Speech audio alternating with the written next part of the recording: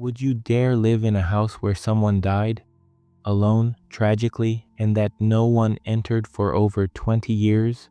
What if I told you that in Japan, these kinds of houses are sold for less than half the price? In Japan, haunted houses aren't just ghost stories, they're real and they're for sale. If you search carefully, you can find apartments in the heart of Tokyo going for up to 70% less than surrounding properties. And no, it's not a scam. It's the effect of something called the death stigma. If someone died in that house, whether from natural causes, suicide, murder, or something mysterious, the property gets labeled as a Jiko Bukken. And believe it or not, this scares people so much that many would rather pay triple the price just to avoid living in one. Honestly, I wouldn't live in one either. But I dug deep into this topic, and in this video I'll tell you everything I found. The Jiko Bukken. In Japan, a property might look perfect, great location, shockingly cheap, gorgeous photos, but if it seems too good to be true, it's probably a Jiko Bukken. The belief is so strong that even if a house is fully renovated, spotless, freshly painted, fully furnished, it still carries the stigma.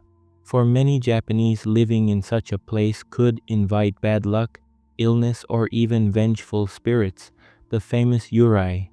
It's like the space can never be clean again. And this belief has a real impact. While regular properties in big cities cost a fortune, these homes can drop 20 to 70% in market value.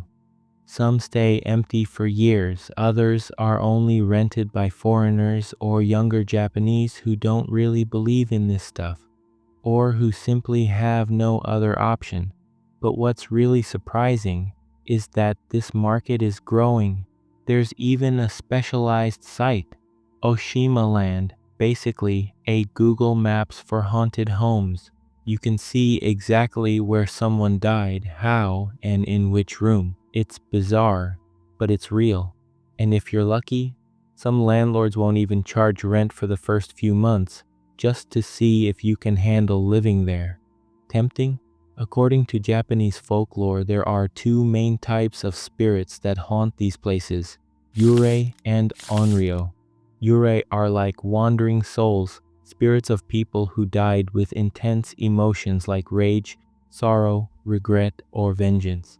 They can't move on. They linger between the worlds of the living and the dead, bound by unresolved issues. One of the most famous examples comes from the classic tale Yotsuya Kaiden, where a woman named Oiwa is betrayed and murdered by her husband. But death wasn't the end. Oiwa returns from the beyond, her face disfigured, her spirit consumed by hatred, and she haunts and drives her killer to madness. The story inspired plays, films, and even modern horror in Japan. But if yurei are already terrifying, onryo are even worse. They don't just haunt, they hurt. They're driven by pure rage, seeking not justice but pain and punishment. While yurei want closure, onryo want revenge. That's why many Japanese still avoid these places today. It's not just superstition. Even skeptics tend to stay away, just in case. After all, no one wants to mess with something they can't explain.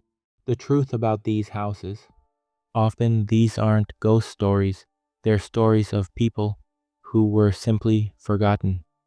Japan is going through one of the biggest demographic shifts in the world. Its population is aging rapidly, families are shrinking, and more people are living alone than ever before. Combine that with a culture that avoids bothering others, and you get a phenomenon called kodokushi, the lonely death.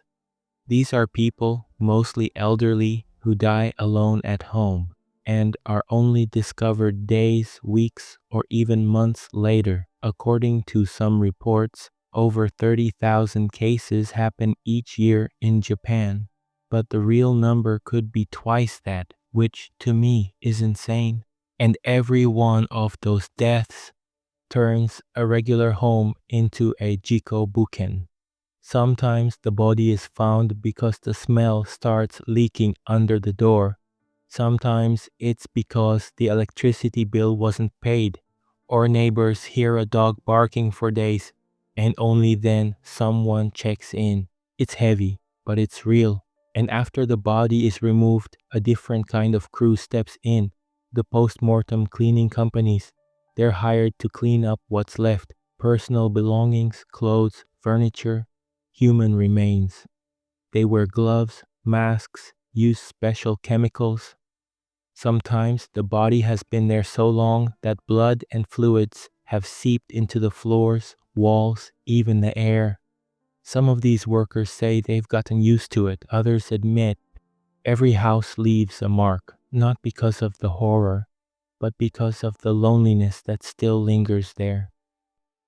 With so many people avoiding these places, you might be wondering, who in the world would live in a house where someone died tragically? The answer is simple: young Japanese foreigners and investors, especially those just starting out, short on money, but needing to live close to city centers.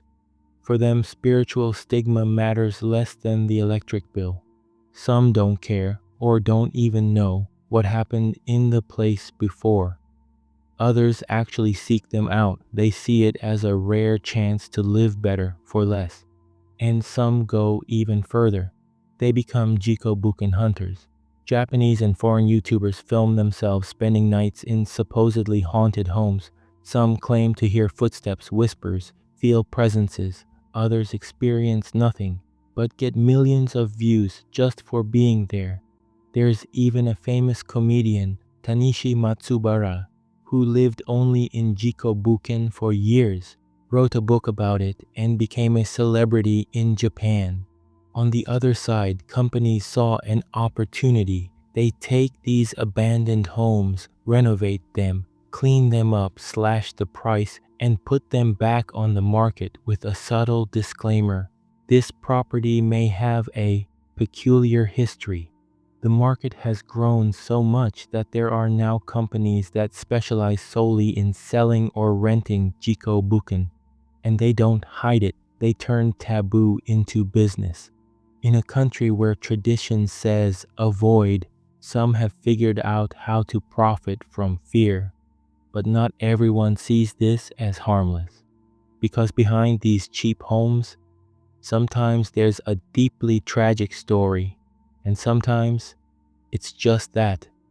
In the end, what haunts these homes isn't always the ghosts. It's what happened there. It's what could happen to any of us. Some see these houses as opportunities, others as spiritual traps, and Japan is caught right in the middle, between tradition and modernity, superstition and realism. On one hand, there's an ancient belief that spaces touched by tragedy become tainted with negative energy. That's why even newly renovated houses smelling of fresh paint with shiny floors are still avoided, out of fear of what can't be seen. On the other hand, there's a younger generation raised in a more skeptical, digital, and lonely world who sees these houses as a path to independence.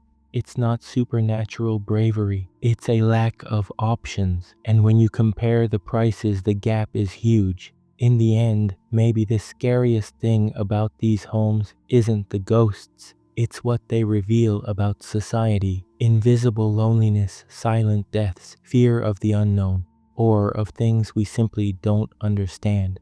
To me, this is one of the saddest sides of Japan, and one of the most shocking things I discovered during my research. Japan, known for its technology, safety, and organization, also has this hidden side: a country that deeply respects the spiritual world, but sometimes forgets the living. Abandoned homes, apartments with tragic backstories, silent rooms where no one heard the last breath. And the question that lingers is simple: would you dare live in a house like that?